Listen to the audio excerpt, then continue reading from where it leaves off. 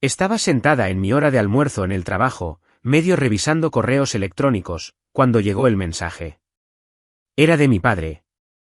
La pantalla se iluminó con un único mensaje: hemos decidido cortar lazos. No aparezcas en ningún sitio, nunca. 5 minutos después, mi hermana le dio me gusta al mensaje. Sin contexto. Sin advertencia, solo una frase que ponía fin a décadas de lazos familiares, como si fuera una confirmación de asistencia a un chat grupal. Recuerdo haber mirado fijamente la pantalla, ni siquiera sorprendida ya. Con los puños cansados, respondí sin emoción: mañana quitaré mi nombre de todos los préstamos. Y ahí es cuando la mecha llegó a la dinamita. A medianoche, el chat grupal familiar estaba inundado de notificaciones, todo en mayúsculas, frases a medias, culpas rebotando entre mis padres como si fuera un retorcido deporte de equipo. Mi madre gritaba virtualmente sobre cómo los estaba abandonando. Mi padre no paraba de escribir que estaba siendo manipuladora y cruel. Y mi hermana, a quien siempre le había gustado el drama, empezó a provocarme con verdades a medias y recuerdos distorsionados, como si esto fuera la escuela secundaria y ella fuera la reina de la cafetería de nuevo. Pero ninguno de ellos mencionó el problema real. Ninguno de ellos sacó a colación la parte en la que, durante los últimos 4 años, he estado asumiendo silenciosamente su deuda financiera, el préstamo del negocio familiar que mi padre ya había incumplido una vez bajo mi nombre, el segundo coche el que mi madre dijo que necesitaba solo hasta que su crédito mejorara. Espera. Los servicios públicos y las reparaciones de la casa que no podían pagar porque estaban invirtiendo en el futuro. Yo otra vez. Y de alguna manera eso era lo esperado, que yo siguiera soportando todo eso mientras ellos se turnaban para criticar mi carrera, mi novio y la forma en que vivía mi vida. Me convertí en su plan de respaldo. Ni siquiera tuvieron la decencia de agradecérmelo hasta que de repente ya no era útil. O tal vez simplemente dejé de estar callada, y decidieron que yo era el problema. Así que me cortaron, pensando que volvería arrastrándome, a disculparme, a rogar, a reanudar los pagos. Dijeron que yo lo hice real. A la mañana siguiente, envié un correo electrónico al banco. Les dije que estaba iniciando el proceso para eliminarme como CEO firmante de todos los préstamos abiertos. Envié un correo electrónico a la compañía de seguros para cancelar la póliza del coche que todavía conducían bajo mi nombre. Llamé a la cooperativa de crédito y programé una reunión para el viernes para transferir la propiedad total de la deuda. No se lo esperaban. Y cuando lo hicieron, golpeó fuerte. Esa noche, el tono cambió. Mi padre me envió un mensaje, no gritando esta vez: esto ha ido demasiado lejos. No entiendes lo que esto nos hace. Luego mi madre: solo estábamos molestos. Eres nuestra hija. No puedes abandonar a tu familia así como así. Y luego, finalmente, mi hermana: no pueden obtener nueva financiación sin tu crédito. ¿En serio nos vas a fastidiar sin ninguna razón? ¿No había ninguna razón? Les di años. Les di redes de seguridad financieras y los saqué de problema tras problema. Dejé que me avergonzaran, me culparan, me ignoraran, y aún así me quedé. Y en el momento en que pedí un poco de respeto básico, dejaron claro que solo era tan valiosa como mi puntaje FICO. Esto no se trataba de la familia. Se trataba de acceso. Acceso a mi dinero, mi nombre, mi silencio. Pero las cerraduras fueron cambiadas. Ya no iba a ser el chivo expiatorio familiar y el cajero automático. Ellos hicieron el primer movimiento. Yo solo terminé lo que ellos empezaron. Mañana, terminaría el papeleo con el banco, y después de eso, podrían resolver su lío sin mí. Eligieron cortar lazos. Así que, prendí fuego al puente detrás de mí. A la mañana siguiente, entré en el banco como si lo hubiera ensayado en mi cabeza.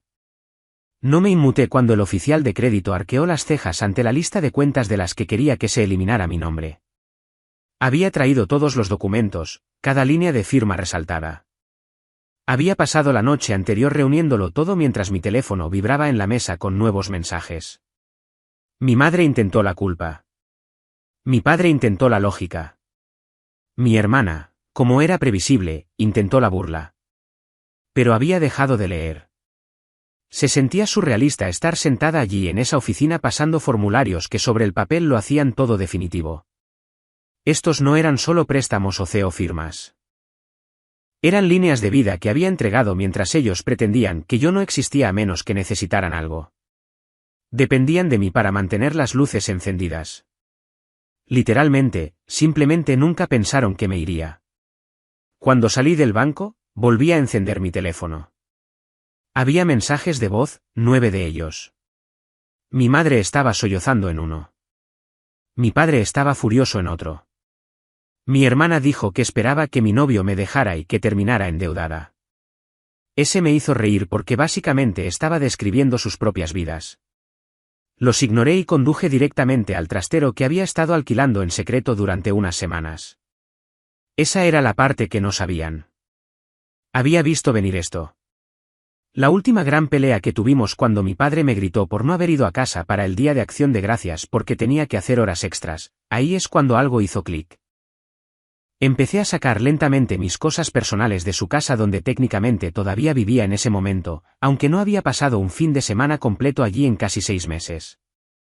Y ahora todas mis cosas estaban a salvo fuera de su propiedad. Nada para que amenazaran o retuvieran como rehenes. Esa noche, recibí otro mensaje de mi padre: has dejado claro tu punto.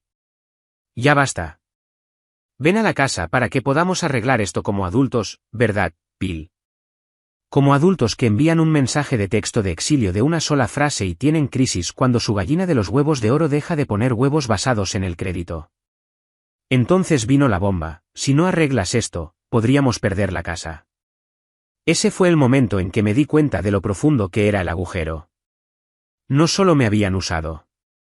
Habían construido todo, basándose en la suposición de que siempre diría que sí, que siempre estaría ahí por muy mal que me trataran. No era solo mala crianza. Era un plan. Y ahora que se estaba cayendo a pedazos, estaban revolviéndose como ratas en un barco que se hunde. Así que, respondí una vez: me cortaste.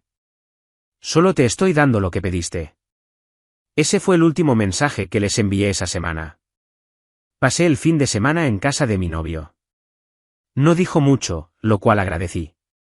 Simplemente hicimos pasta, vimos películas tontas y dejamos que el silencio fuera seguro. No hizo preguntas. No rebuscó para buscar chismes. Simplemente me dio espacio para respirar. Y por primera vez, sentí que podía. Para el domingo, el tono había cambiado de nuevo. Ya no estaban enfadados. Estaban desesperados. Y podía sentirlo. La tormenta no había terminado. Solo estaba empezando a girar de nuevo en mi dirección. Pero esta vez, no iba a ceder. El lunes empezó demasiado tranquilo. Sin mensajes de texto, sin llamadas perdidas, sin correos electrónicos pasivo-agresivos de espero que estés bien. Después de 3 días de ser acosada, avergonzada y sometida a submarino emocional a través de todos los canales de comunicación posibles, debería haberme sentido aliviada. En cambio, lo sentí en mi estómago, como el aire antes de una tormenta. Ese silencio no era paz. Era estrategia. Estaba a mitad de mi recarga de café en el trabajo cuando mi gerente me hizo una señal. Dijo que alguien preguntaba por mí en la recepción. Una mujer no daba su nombre. Le pregunté cómo era, ya sabiendo la respuesta. Dijo que tenía unos 50 años, un buen abrigo, parecía educada pero intensa. Caminé hacia el frente, y allí estaba, mi madre sentada en la sala de espera como si fuera una recogida escolar. Se levantó demasiado rápido y empezó a hablar inmediatamente, como si tuviera miedo de que me fuera. Me dijo que me perdonaba, me perdonaba. Dijo que lo habían hablado y habían decidido que yo había tenido mi pequeño momento. Y ahora era el momento de volver a casa y limpiar este desastre. No dije nada, solo me di la vuelta para irme. Ella me siguió. Entonces sacó una carpeta. Dentro, fotocopias de todos los documentos financieros que había tocado en los últimos 4 años, préstamos CEO firmados, documentos comerciales, mis antiguos estados de cuenta de la tarjeta de crédito, incluso mi declaración de impuestos del año pasado. Dijo que habían hablado con un abogado. Dijo que el abogado les había dicho que podría estar legalmente obligada a seguir pagando ciertas cosas a menos que siguiera el proceso correcto. Dijo que había lagunas. Dijo que podían hacer las cosas muy difíciles si no cooperaba. Ni siquiera pregunté cómo había conseguido esos papeles. Pasé de largo por delante de ella y volví a mi escritorio como si no estuviera allí. Mi gerente me miró, pero no dijo nada. Me conecté, saqué mis cuentas bancarias y empecé a cambiar las contraseñas. Pero empeoró. Esa noche, me quedé en casa de mi novio de nuevo. Él vivía en un complejo tranquilo a las afueras de la ciudad, en ningún lugar cerca de mi familia. No había forma de que supieran la dirección. O eso pensaba. A las 7:30 de la mañana siguiente, llamaron a la puerta. ¿Quién era? Mi hermana, con el pelo rizado, maquillada, con una sonrisa falsa, una cara que reservaba para cuando intentaba manipular a alguien para que hiciera algo de lo que se arrepentiría. Mi novio abrió. Ella pidió hablar conmigo a solas. Yo dije que no. Así que, se quedó allí en la puerta y empezó a hablar como si estuviéramos en un brunch. Dijo que estaba siendo inmadura, que no entendía cuánta presión estaban soportando mamá y papá, que los cobradores habían empezado a llamar a la casa, que la tarjeta de crédito del negocio estaba congelada, que ni siquiera podían conseguir comida porque la cuenta conjunta que había cerrado era esencial. Dijo que estaba dispuesta a dejar atrás lo pasado si tan solo llamaba al banco y CEO firmaba una vez más, solo para un préstamo puente, solo para ayudarles a superar el mes. Le pregunté cómo me había encontrado. Dijo que era fácil. Había etiquetado a mi novio en una foto una vez. Ella simplemente revisó su lista de amigos, siguió las migajas de pan, encontró el edificio. Ahí es cuando me di cuenta de que los había subestimado de nuevo. No solo estaban siendo desesperados. Estaban siendo deliberados. Ella dijo, ¿crees que él se quedará cuando vea el desastre que has dejado atrás?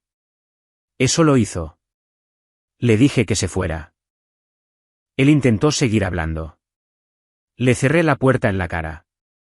Luego abrí mi portátil y eliminé los últimos enlaces que tenían conmigo. Cerré la línea de crédito conjunta por completo. Solo la había dejado abierta con un saldo cero por lástima. Congelé el perfil comercial compartido con el contable. Incluso perdoné el saldo pendiente de un pequeño préstamo personal que les había hecho el año pasado solo para que nunca pudieran usarlo como excusa para contactarme de nuevo. No les quedaba nada con lo que amenazarme. Ni influencia, ni ganchos. Esa noche, le conté todo a mi novio, los años de deuda, la manipulación, la forma en que habían moldeado toda su vida en torno a drenarme como un recurso en lugar de criarme como una hija. Escuchó, luego dijo que estaba orgulloso de mí, no por enfrentarme a ellos, sino por finalmente elegirme a mí misma. Al día siguiente, recibí un correo electrónico de su abogado. No una amenaza real, solo suficiente jerga legal para sonar aterrador. Pero el banco ya lo había confirmado. Mi nombre había desaparecido. Mis cuentas estaban protegidas. No había nada que pudieran hacer. Así que, escribí de vuelta una frase, no habrá más contacto, sin emoción, sin explicación, solo un límite. Pensaron que no sobreviviría sin ellos. No tenían ni idea de que lo había estado haciendo sola todo el tiempo. No, iba a empezar a vivir de verdad. Y quería que lo vieran. Pasó una semana sin contacto, luego otra. Debería haberse sentido como paz, como finalmente llegar a la orilla después de años de nadar contracorriente. Pero no fue así. No completamente. El silencio era demasiado preciso, demasiado calculado, como si no hubieran terminado. Solo se estaban reagrupando detrás de la cortina. Y entonces empezó de nuevo. No de ellos directamente, por supuesto. Eso habría sido demasiado obvio. El primer mensaje vino de un primo con el que no hablaba desde hacía años. Dijo que había oído de mi madre que había tenido una crisis nerviosa y había abandonado a la familia de repente, que estaban profundamente preocupados y solo querían que volviera a casa. Terminó con, dicen que no estás bien. ¿Hay alguien con quien puedas hablar? Ese me hizo reír a carcajadas. De todas las formas en que podrían haber retorcido la historia, se habían decantado por el ángulo de la hija inestable. 2 días después, una mujer de mi iglesia cuando era niña me envió un mensaje de la nada. Dijo que se encontró con mi padre en un supermercado y que parecía delgado y triste. Dijo que le había contado que los había bloqueado y que había cortado todo contacto y que eso les estaba rompiendo el corazón. Terminó con, pase lo que pase, tal vez solo llama. Son tus padres. No respondí a ninguno de los dos. Pero empecé a notar algo más. Cuanto más tiempo permanecía lejos, mejor empezaba a sentirme. Por primera vez en años, podía ver mi cheque de pago durar hasta el final del mes. No más peticiones aleatorias de facturas de emergencia o transferencias rápidas.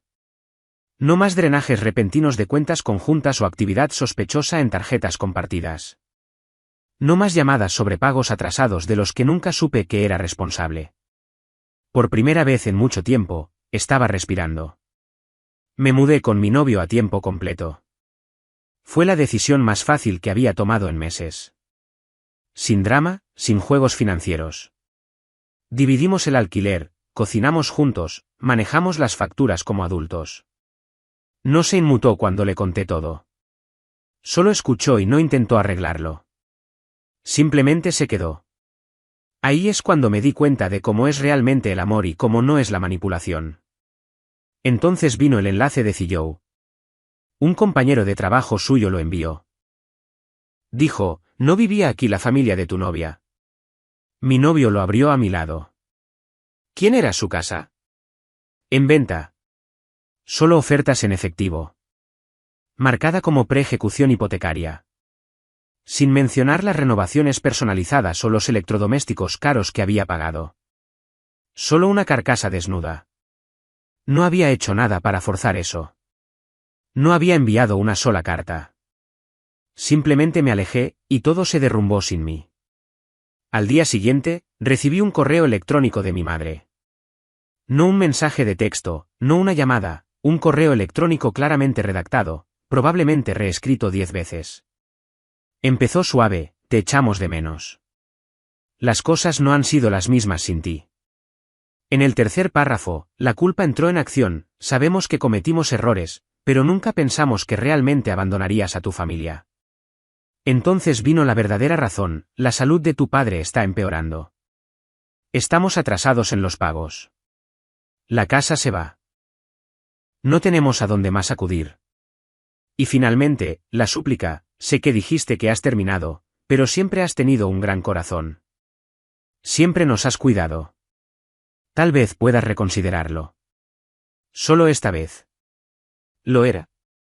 No se estaban poniendo en contacto porque hubieran cambiado.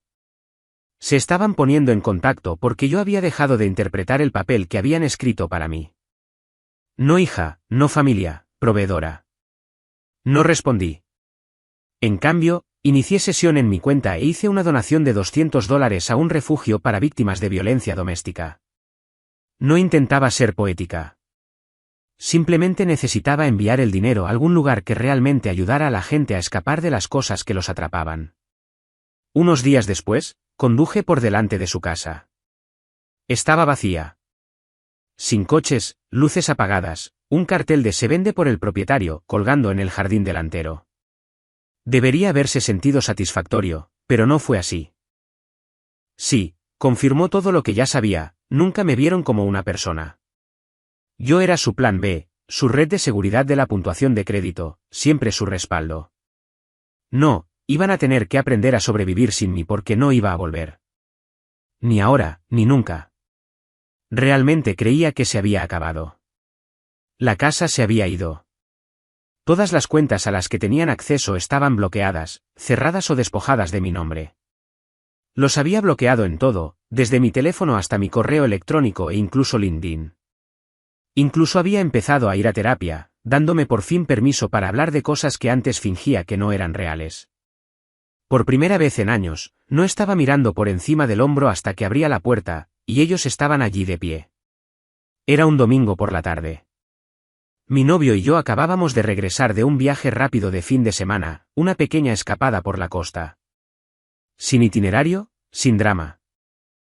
Estábamos desempaquetando la compra cuando vi el coche aparcado al otro lado de la calle como una furgoneta de vigilancia, el viejo sedán negro de mi padre, aquel en el que le había ayudado a arreglar el alternador el año pasado cuando dijo que no podía permitirse un mecánico. Me congelé. Estaban simplemente sentados allí, con el motor apagado, las ventanas subidas, observando. No salí allí. No saludé. Volví a entrar y me senté como si un peso acabara de volver a caer sobre mi pecho. 15 minutos después, una llamada. No respondí. Así que, llamaron una y otra vez hasta que finalmente abrí la puerta. Llevaban una caja de cartón. Dentro había fotos antiguas mías, dibujos que hice en el jardín de infancia, tarjetas de cumpleaños que había olvidado que existían, algunas baratijas al azar de la habitación de mi infancia. Mi madre sostenía la caja como si fuera una ofrenda de paz. Mi padre estaba de pie detrás de ella, con los brazos cruzados, su expresión ilegible. Dijo que estaban reduciendo el tamaño. Dijo que la casa se había ido y que estaban empezando de nuevo. Dijo que no habían venido a discutir, solo querían hablar. Mi padre añadió que echaban de menos a su hija. Dijeron que yo siempre había sido el pegamento. Dijeron que estaban perdidos sin mí. No hablé. Me limité a mirar la caja. Entonces mi madre dijo que lo sentían, pero no de una manera que significara nada. No dijo que lo sentía por usarme, por firmar mi nombre en papeles sin preguntar, por llamarme egoísta cuando no podía cubrir un pago de un préstamo, por tratar mi apoyo financiero como una obligación. No se disculpó por los años de culpa silenciosa o por la forma en que mi hermana siempre se salía con la suya mientras se esperaba que yo lo arreglara todo. Dijo que lo sentía por cómo habían terminado las cosas, no por lo que había causado el final. No estaban aquí para asumir nada. Estaban aquí porque estaban asustados, solos, arruinados, y todavía de alguna manera creían que podía ser inducida por la culpa a salvarlos. Les pregunté a dónde se iban a mudar. Dijeron que no estaban seguros todavía. Dijeron que habían solicitado algunos alquileres, pero les habían denegado, crédito demasiado bajo, ingresos demasiado inestables. Entonces mi padre lo dijo directamente: necesitamos tu ayuda. Solo hasta que nos pongamos de pie. Esa palabra. Solo. Una CO firma más. Solo una tarjeta más. Solo una firma más. Solo lo suficiente para hacerme volver a entrar. Les dije que no. Con calma, finalmente, dije que no quería dinero de ellos. No esperaba nada y no iba a perseguir lo que todavía me debían. Podían quedarse con el sofá, la nevera, la lavadora que yo pagué. Quedarse con los muebles que compré cuando su negocio estaba a punto de dar un giro. Quedarse con todo. No lo quería porque ya no se trataba del dinero. Se trataba del silencio, de la libertad de ya no estar atada a personas que solo se acordaban de ti cuando vencían las facturas. Mi madre me preguntó si los odiaba. Le dije que no. Le dije: el odio consume energía. Y por fin estaba usando la mía para mí misma. Se quedaron allí durante otro minuto incómodo como si no pudieran creer que no estaba funcionando. Entonces mi madre colocó la caja en el suelo y se alejó. Mi padre la siguió sin decir una palabra. Dejé la caja fuera durante 2 días. Finalmente, la tiré a la basura, no porque no me importaran los recuerdos, sino porque ya no necesitaba la prueba de que había estado allí. Más tarde esa noche, me senté junto a mi novio en el sofá. Ni siquiera hablamos mucho de ello. Simplemente me cogió la mano, y me di cuenta de que esto es lo que se siente la estabilidad. Sin manipulación, sin peticiones repentinas, sin dobles significados, solo paz. Que observen mi vida desde fuera ahora. Que vean cómo es cuando ya no soy el pegamento que mantiene unidas a personas rotas. Ya no era su solución. Por fin me estaba convirtiendo en la mía. Nunca más supe de ellos. No de una manera que importara. Pasaron algunos meses, y el silencio se hizo normal. Dejé de revisar las viejas cuentas de correo electrónico. Dejé de esperar que los números bloqueados fueran de ellos. Dejé de repasar viejas conversaciones en mi cabeza. Era como si hubiera dejado un país en el que una vez viví y de repente me diera cuenta de que nunca quería volver. Pero aún así, de vez en cuando me llegaba un mensaje. No de ellos, nunca directamente, sino de las grietas en el círculo social que solían frecuentar. Un primo lejano me envió un mensaje de la nada preguntándome si podía hablar con mis padres porque lo estaban pasando mal. Un viejo amigo de la familia me etiquetó en un comentario de Facebook sobre la gracia y el perdón, claramente buscando una respuesta. Nunca les di una. Entonces empecé a escuchar los detalles. Se mudaron de la casa antes de que el banco pudiera embargarla. Mi padre consiguió un trabajo a tiempo parcial haciendo entregas. Mi madre empezó a cuidar niños por dinero en efectivo sin declarar. Mi hermana, que una vez dijo que yo era demasiado estirada para vivir una vida real, vivía de nuevo en su estrecho apartamento, desempleada, culpando a todos menos a sí misma. Alguien me dijo que intentaron empezar un nuevo negocio. Fracasó en 2 meses. Sin crédito, sin respaldo, sin nadie a quien engañar. Yo era irreconocible de la persona que conocían. Por fin había pagado mi último trozo de deuda, el que había cargado en silencio desde mis 20 años porque prometieron que me ayudarían, luego fingieron no recordarlo. Desaparecido. Me ascendieron de nuevo, un título real, una esquina de la oficina con ventanas de verdad y un equipo que dependía de mí. Empecé a ir a terapia con regularidad. No hablaba de venganza. Hablaba de límites, de lo extraño que era crecer pensando que el amor significaba sacrificio, de lo aterrador que era alejarse cuando te han entrenado toda la vida para quedarte. Y sobre todo, de lo bien que se sentía no hacerlo. Mi novio, no, mi compañero ahora, seguía conmigo, seguía tranquilo, seguía callado, seguía apareciendo. Firmamos un contrato de alquiler de un nuevo lugar, más grande, con luz entrando por todos los ángulos, un espacio que se sentía como algo que construimos juntos, no algo que estaba cargando para otra persona. Una noche, encontré una vieja caja en el fondo de mi armario. Estaba llena de cartas, la mayoría mías, entradas de diario, notas para mí misma que nunca envié. Una de ellas era una lista de cosas que deseaba poder decir a mis padres. Había sido doblada y desdoblada tantas veces que los bordes estaban suaves. Decía cosas como, no soy vuestra inversión. No soy vuestra segunda oportunidad. No podéis llamarlo amor si solo funciona cuando soy útil. La leí una vez, luego la quemé porque ya no la necesitaba. Habían intentado volver a entrar en mi vida. Se habían presentado, habían llamado a abogados, habían rastreado direcciones, habían culpado a parientes. Habían enviado cajas de recuerdos y disculpas retorcidas. Habían hecho todo excepto cambiar. Querían que volviera, no porque me echaran de menos, sino porque echaban de menos lo que les daba. Pero ya no era suya para usar. Por fin me había convertido en alguien que no necesitaba su aprobación, su permiso o su reconocimiento. ¿Y la ironía? Ellos son los que me dijeron que no sobreviviría sin ellos. Ahora me están viendo prosperar mientras sus vidas se desmoronan a causa del mismo caos que solían volcar sobre mí. Y no he dicho una palabra. Sin represalias, sin llamadas airadas, sin publicar capturas de pantalla ni arrastrarlos por el barro. No necesito hacerlo porque estoy viviendo bien, en silencio, limpiamente, en mis propios términos. La mejor venganza no era destruirlos. Era darme cuenta de que nunca merecieron ser parte de esta vida que estaba construyendo. Y la puerta no solo está cerrada. Se ha ido. 1 año después, es casi como si nunca hubieran existido. No lo digo de una manera cruel. Lo digo en la forma en que una herida curada deja de picar. La cicatriz está ahí, seguro, pero ya no exige atención. Me levanto por la mañana, y mi primer pensamiento no es si han intentado contactar conmigo. No reviso mi lista de bloqueados como solía hacer. No escaneo cada número desconocido ni miro por encima del hombro cuando estoy en público. Estoy aquí viviendo libre. Mi novio, todavía mi compañero, ahora mi mejor amigo en el sentido más verdadero, me preguntó una vez si alguna vez pensaba en volver, en reconectar, solo para decir algo final, tal vez para tener la última palabra. Y le dije la verdad. No quiero la última palabra. Ya la tomé cuando me alejé. Tuvieron oportunidad tras oportunidad de hacer lo correcto por mí. No solo durante los últimos años, sino toda mi vida. Eligieron usar la culpa como arma, hacerse las víctimas cuando no seguía el juego, cobrar mi lealtad como si fuera una tarjeta de crédito ilimitada.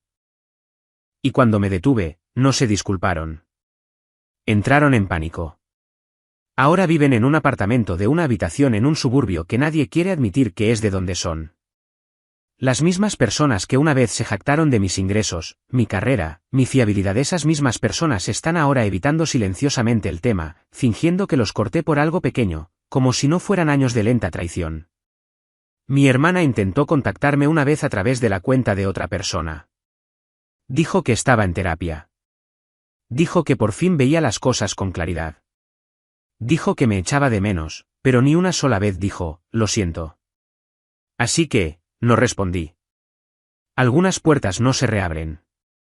Algunos puentes no se reconstruyen. No por rencor, sino por paz. Porque si los dejo volver a entrar aunque sea un poco, sé cómo termina. Lloran. Piden, tiran, y yo sangro. Así que, he terminado de sangrar por personas que solo me ven como un recurso. En cambio, estoy construyendo algo que es mío, mi carrera, mi relación, mi vida, mi identidad, separada de ellos, intacta por su caos. Y si alguna vez se preguntan qué me pasó, pueden buscarme.